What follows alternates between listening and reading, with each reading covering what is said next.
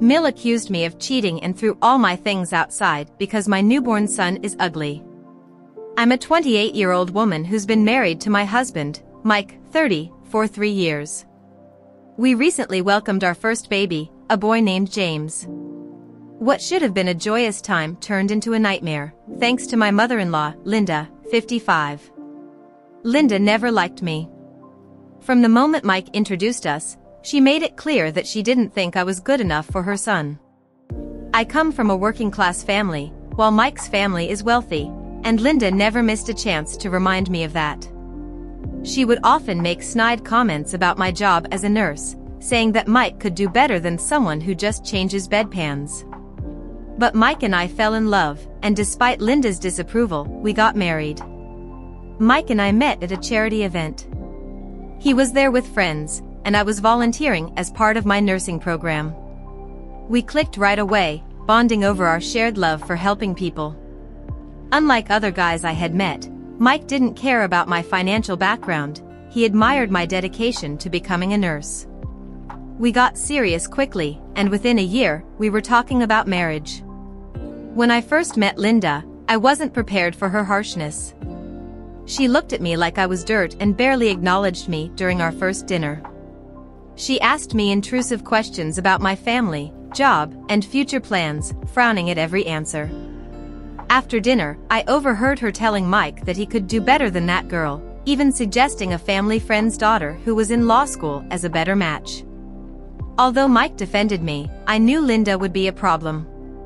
When Mike and I got engaged a few months later, Linda wasn't happy. She tried to delay the wedding, saying we were too young, and when that didn't work, she attempted to plan an extravagant wedding we couldn't afford.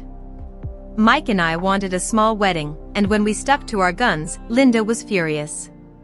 She even gave a speech at the wedding, implying that I needed to rise to the level of their family. It was mortifying, but we didn't let it ruin our day. After the wedding, Linda's antics escalated. She tried setting Mike up with other women, despite us being married, insisting that he was settling for me and that our future kids would be common because of my background. Mike always stood up for me, which only fueled Linda's dislike.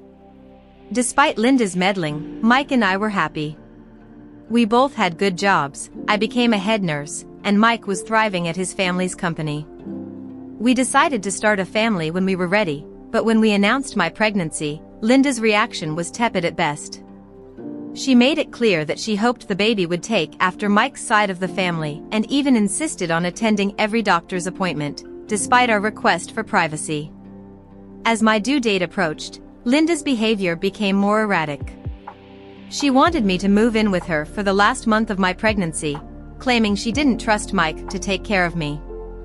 I refused, and we had a huge argument. When I went into labor, it was a difficult 36 hours, but Mike stayed by my side. We were overjoyed when James was born, with his dark hair just like Mike's. 2 days later, Mike drove us home from the hospital, and we were stunned to find all my belongings thrown across our front yard: clothes, books, nursing uniforms, everything. Linda stood in the doorway, looking smug. Mike told me to stay in the car with James while he dealt with her. Linda screamed, accusing me of cheating and saying that James wasn't Mike's son because he was too ugly to be part of their family. I was in shock.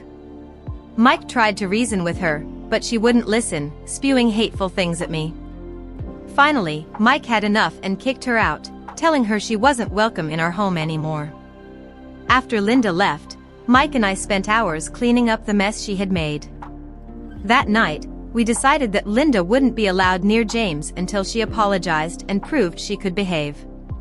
Mike even considered getting a restraining order, but worried about how his family would react.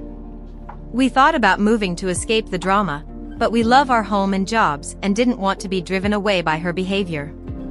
Things got worse when Linda started showing up at Mike's office, causing a scene.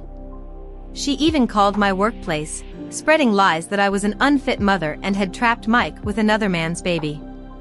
My boss was supportive, but it was humiliating. Then, Mike's sister Emma, who initially believed Linda, came to see James for herself. When she realized how much he looked like Mike, she switched sides and became our biggest ally, causing a rift in the family.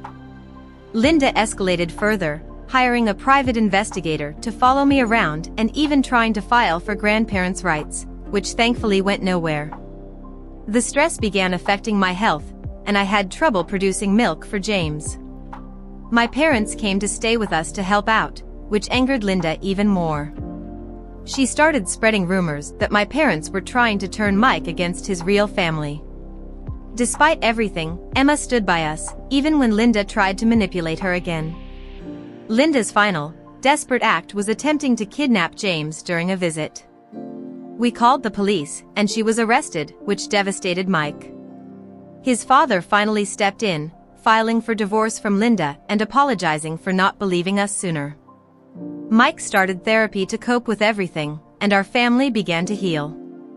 It's been 3 months since James was born, and although things are calmer, the damage Linda caused still lingers. We're stronger as a couple, and Emma has become a great aunt to James. We're considering changing our wills to ensure Linda can't gain custody of James if anything happens to us. Despite everything, we're taking it one day at a time, trying to focus on the love and positivity in our lives. If you've